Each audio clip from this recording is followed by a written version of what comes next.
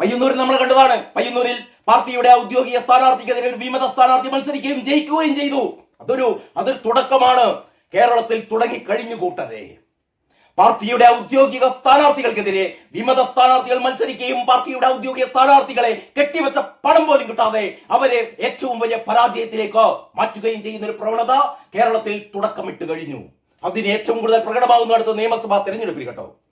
അറിയാലോ, NDTVയുടെ സർവേ കേട്ടോ. ഞെട്ടിയിരിക്കല്ലേ NDTVയുടെ survey. NDTV എന്ന് പറയുന്നത് ഏറ്റവും വിശ്വസ്തമായ, ഇന്ത്യയിലെ ഏറ്റവും വിശ്വസ്തമായ മാധ്യമസ്ഥാപനം നടത്തിയ NDTVയുടെ സർവേയിൽ എന്താ പറഞ്ഞത്? 52% അല്ലെ? 52% ആൾക്കാർ ഈ ഭരണത്തിൽ അതൃപ്തരാണ്. ഏറ്റവും വലിയ അതൃപ്തി 31%. ഏറ്റവും വലിയ അതൃപ്തരായവർ 31%. തീരെ പോരാ, ഇത് പോരാ എന്ന് പറഞ്ഞാൽ ഒരു സാധാരണ അതൃപ്തിയുള്ളത് ബാക്കിയുള്ള ഒരു 19% എന്ന് പറഞ്ഞാൽ മൊത്തം 52% പേർ. കേരളത്തിൽ 52% പേർ പറയുന്നു ഈ സർക്കാർ തൃപ്തികരമല്ല പ്രവർത്തനം എന്ന് പറഞ്ഞാൽ അതിന്റെ അർത്ഥം എന്താ? അടുത്ത തവണ 140 മണ്ഡലങ്ങളിൽ ഒരിടത്തു പോലും CPM ജയിക്കാൻ സാധ്യതയില്ല എന്ന് ഈ അഭിപ്രായ സർവേ പറയുന്നു. പിണറായി വിജയൻ എന്ന് പറഞ്ഞ ഇരട്ട ചങ്കനേക്കാൾ 4% വോട്ട് കൂടുതലാണ് VD സതീശന് അല്ലേ? പിണറായി വിജയന്റെ അടുത്തെത്തിയിരിക്കുന്നു KK ശൈലജ. KK ശൈലജ എന്ന് പറയുന്ന സാധാരണക്കാരിയായ ഒരു ഒട്ടും പ്രാഗൽഭ്യമില്ലാത്ത ഒരു പ്രത്യേക കഴിവൊന്നുമില്ലാത്ത KK ശൈലജ എന്ന് പറയുന്ന ഒരു സാധാരണ സ്ത്രീക്കൊപ്പമാണ് പിണറായി വിജയൻ എന്ന് പറയുന്ന ഇരട്ടച്ചങ്കൻ.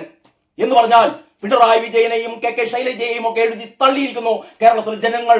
അവർ പറയുന്നു അടുത്ത മുഖ്യമന്ത്രി VD സതീശനാണ് എന്ന് വിചാരിച്ച് കോൺഗ്രസുകാർ അത്രമാത്രം ആഹ്ലാദിക്കേണ്ട, അഭിമാനിക്കേണ്ട. കാരണം ഇവിടെ 52% പേരും പിണറായി വിജയനെതിരാണ്. പിണറായി വിജയന്റെ ഈ ദുർഭരണത്തിനെതിരാണ്. ആ എതിരായ ജനവിധിയാണ് അവരെ UDFിലേക്ക് അടുപ്പിക്കുന്നത്. അപ്പോഴാണ് കഴിഞ്ഞ ദിവസം നരേന്ദ്രമോദി ഒരു വലിയ തുടക്കത്തിനാണ് അല്ലേ? കേരളം മാറുകയാണ്, മാറ്റം അതാണ് വരാൻ പോകുന്നത്. ഒരു വികസിത കേരളത്തിലേക്ക് BJPക്ക് വോട്ട് ചെയ്യുക എന്ന് പറയുന്ന ഏറ്റവും വലിയ സന്ദേശവുമായി പ്രധാനമന്ത്രി നരേന്ദ്രമോദി ഇന്നലെ തിരുവനന്തപുരത്ത് ജനലക്ഷങ്ങളെ അഭിസംബോധന ചെയ്തുകൊണ്ട് പ്രധാനമന്ത്രിയുടെ പ്രസംഗം നമ്മൾ കേട്ടുവല്ലേ? പ്രധാനമന്ത്രി പറയുന്നു എങ്ങനെയാണ് ഗുജറാത്ത് പിടിച്ചടക്കിയത്. ഗുജറാത്തിൽ വളരെ ചെറിയൊരു പാർട്ടി, ഒരിക്കലും അധികാരത്തിൽ വരില്ല എന്ന് എല്ലാവരും പറഞ്ഞിരുന്ന ഒരു പാർട്ടി. ആ പാർട്ടി എങ്ങനെയാണ് 1987 ആദ്യമായിട്ട് അഹമ്മദാബാദിൽ തുടക്കം കുറിച്ചത്, ഒരു കോർപ്പറേഷനിൽ തുടക്കം കുറിച്ചത്. അതേപോലെയാണ് തിരുവനന്തപുരം കോർപ്പറേഷൻ BJP പിടിച്ചടക്കിയത്. എങ്ങനെയാണോ ഗുജറാത്തിൽ BJP എന്ന് പറയുന്ന പാർട്ടി ഏറ്റവും ശക്തമായ പാർട്ടിയായത്, എങ്ങനെയാണോ വർഷങ്ങളായി അവിടെ അധികാരം കൈയാളുന്നത്, അതേപോലെ ഇതാ കേരളം പിടിക്കാൻ വേണ്ടി പോകുന്നു BJP.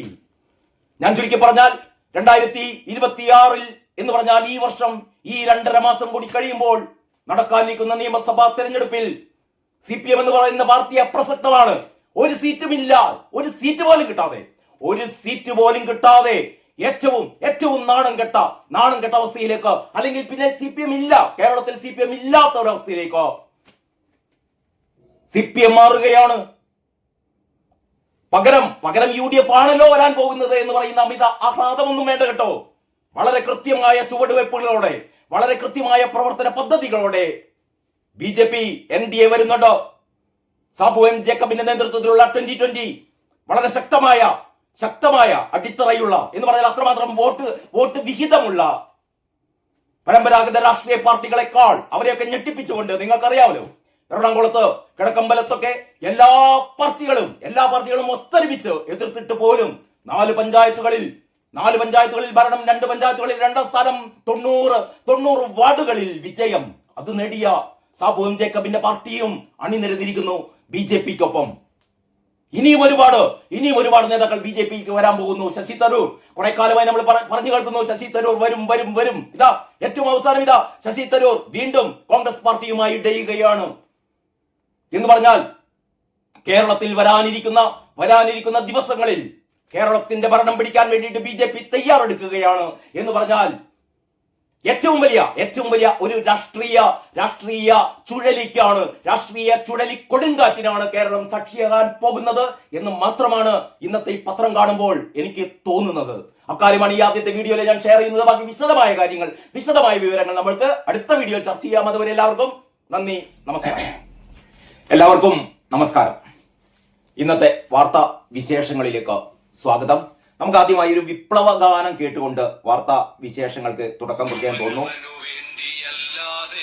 അവരന്നു ചുടു രക്തമുറ്റി കുലം വിട്ടുപോയവൻ രക്തസാക്ഷി. അവനവനു വേണ്ടിയല്ലാതെ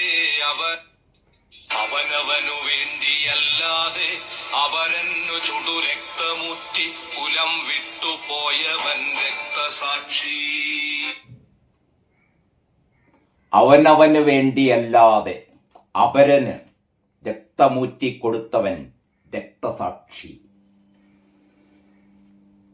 CPM എന്ന് പറയുന്ന അധമ പാർട്ടി, CPM എന്ന് പറയുന്ന കൊള്ളക്കാരുടെ പാർട്ടി, CPM എന്ന് പറയുന്ന അഴിമതിക്കാരുടെ പാർട്ടി, CPM എന്ന് പറയുന്ന വഞ്ചകന്മാരുടെ പാർട്ടി ഇപ്പോൾ ഇതാ രക്തസാക്ഷികളെയും വഞ്ചിച്ചിരിക്കുന്നു.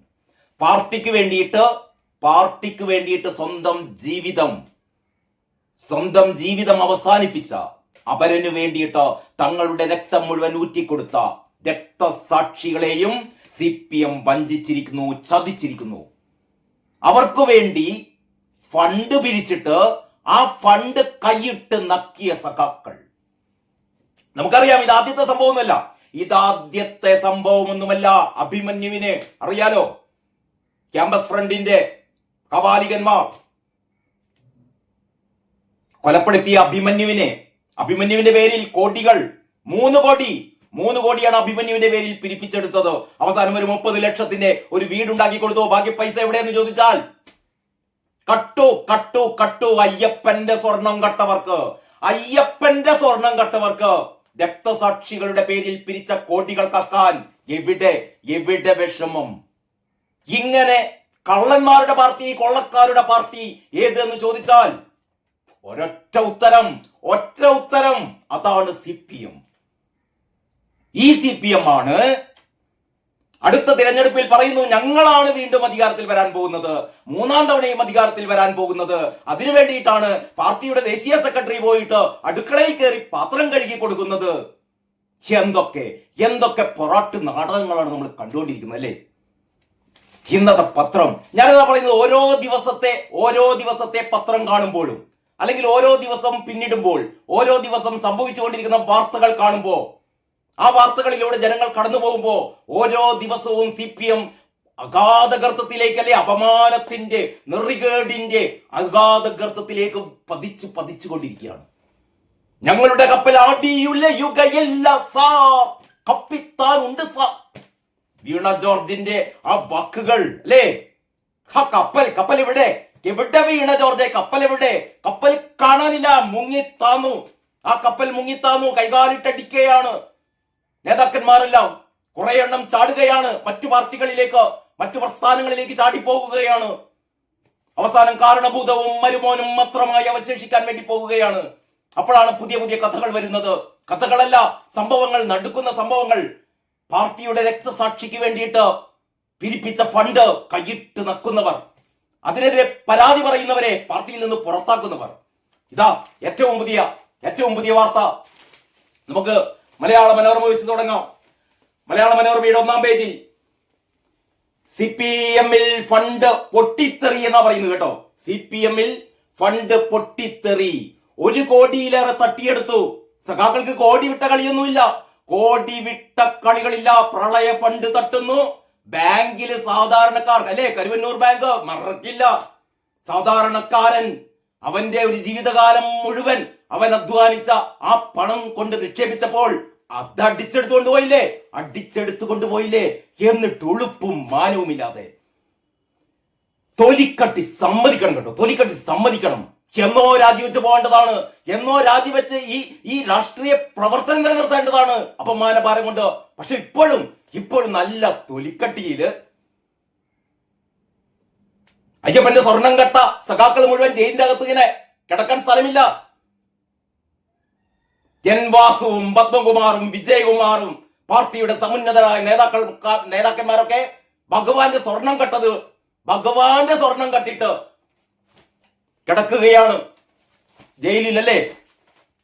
സുപ്രീം കോടതി, രാജ്യത്തെ പരമോന്നത കോടതി ചോദിക്കുകയാണ്, ഉളുപ്പില്ലാത്തവരെ ഭഗവാനെ പോലും നിങ്ങൾ വെറുതെ വിട്ടില്ലല്ലോ. ഭഗവാനെ പോലും വെറുതെ വിട്ടില്ലല്ലോ അധമന്മാരെ എന്ന് ചോദിക്കുന്നത് സുപ്രീം കോടതിയാണ്. മുൻകൂർ ജാമ്യാപേക്ഷയുമായി ചെന്നപ്പോ വാസുവിനെ ഓടിച്ചത് എടോ ഭഗവാനെ കട്ടവരല്ലടോ നിങ്ങൾ, ഭഗവാന്റെ സ്വത്ത് കട്ടവരല്ലടോ നിങ്ങൾ, എന്ത് മുൻകൂർ ജാമ്യമിടോ, കടന്നു പോടോ എന്ന് പറഞ്ഞ് ഓടിക്കുകയാണ് സുപ്രീം കോടതി. നിങ്ങൾ എവിടെയും കേട്ടിട്ടുണ്ടോ ഇത്രമാത്രം അല്ലേ, ഇത്രമാത്രം തപ്പതിച്ചൊരു പാർട്ടി? എന്നിട്ടും അവർ പറയുകയാണ് ഞങ്ങൾ ഇതാ അധികാരത്തിൽ വരാൻ പോവുകയാണ്. ഇവിടെയാണ് പറയുന്നത് തൊലിക്കട്ടി എന്ന് പറയുന്നത്. 1 കോടിയിലേറെ തട്ടിയെടുത്തു. തുറന്നടിച്ച് കണ്ണൂർ ജില്ലാ കമ്മിറ്റി അംഗം വി കുഞ്ഞികൃഷ്ണൻ. ആരോപണം പയ്യന്നൂർ MLA TI മധുസൂദനെതിരെ. ധനാപഹരണ പരാതി മുഖ്യമന്ത്രിക്കും ഗോവിന്ദനും അറിയാമായിരുന്നു എന്നും കുഞ്ഞികൃഷ്ണൻ. ഇത് ഈ പറയുന്ന തട്ടിപ്പ് കാരണഭൂതത്തിന് അറിയാമായിരുന്നു. ഗോവിന്ദൻ എന്ന് പറയുന്ന ആ പൊട്ടൻ അറിയാമായിരുന്നു. പാർട്ടി സെക്രട്ടറിയാണത്രേ. എല്ലാവരും അറിഞ്ഞ തട്ടിപ്പ് അല്ലേ. 3 പാർട്ടി ഫണ്ടുകളിൽ നിന്നായി 1 കോടിയിലേറെ രൂപ പയ്യന്നൂർ MLA TI മധുസൂദനന്റെ നേതൃത്വത്തിൽ തട്ടിയെടുത്തു എന്ന് CPM ജില്ലാ കമ്മിറ്റി അംഗം വി കുഞ്ഞികൃഷ്ണൻ പരസ്യമായി ആരോപിച്ചു. പാർട്ടിക്കകത്ത് കത്തി നിന്ന വിവാദം ഇതോടെ പൊട്ടിത്തെറിയിലെത്തിയിരിക്കുകയാണ്.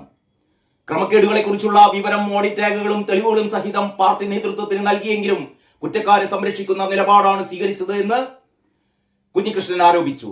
ധനാപഹരണത്തിന് നടപടിയെടുക്കാതെ കണക്ക് അവതരിപ്പിക്കാൻ വൈകി എന്ന കാരണം പറഞ്ഞ് പേരിന് നടപടിയെടുത്ത് കുറ്റവാളികളെ സംരക്ഷിക്കുകയാണ് പാർട്ടി ചെയ്തത്. 2016 കൊല്ലപ്പെട്ട CPM പ്രവർത്തകൻ ധനരാജിന്റെ പേരിലുള്ള രക്തസാക്ഷി fund, party area committee office നിർമ്മാണ ഫണ്ട്, തിരഞ്ഞെടുപ്പ് ഫണ്ട് എന്നിവയിൽ വൻ തിരിമറി നടന്നതായി 2022 മെയ് 4 തെളിവ് സഹിതം മലയാള മനോരമ റിപ്പോർട്ട് ചെയ്തിരുന്നു. അതിനെ തുടർന്നാണ് പാർട്ടി ഒരു നടപടിയും എടുത്തില്ല. അവസാനം ഇതാ കുഞ്ഞികൃഷ്ണൻ പൊതുസമൂഹത്തോട് പറയുന്നു.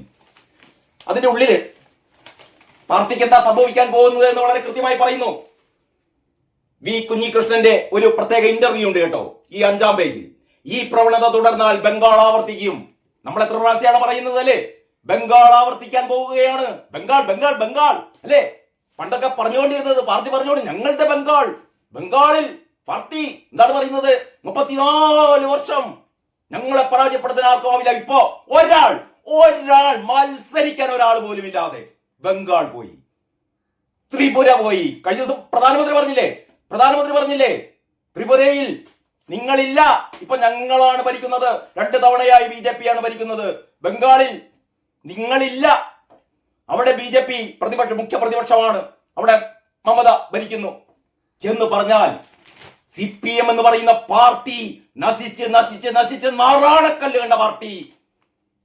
പക്ഷേ സഖാക്കന്മാർ, കുറെ അന്തം കമ്മികൾ, പിണറായി വിജയന്റെ ഈ പറയുന്ന അമേദ്യത്തിനായി ഇങ്ങനെ തിക്കും തിരക്കും കൂട്ടിക്കൊണ്ട് അത് അമേദ്യം തൊട്ട് നിൽക്കുന്ന അടിമക്കമ്മികൾ ഇപ്പോഴും പറഞ്ഞുകൊണ്ടിരിക്കുന്നു, ഓ ഞങ്ങൾ മൂന്നാമത് ഞങ്ങളുടെ ദേശീയ സെക്രട്ടറി പാത്രം കഴുകാൻ പോവുകയാണ്, അടുക്കളയിലേക്ക് പാത്രം കഴുകാൻ പോവുകയാണ്, ഞങ്ങൾ അപ്പി കഴുകി കൊടുക്കുകയാണ്.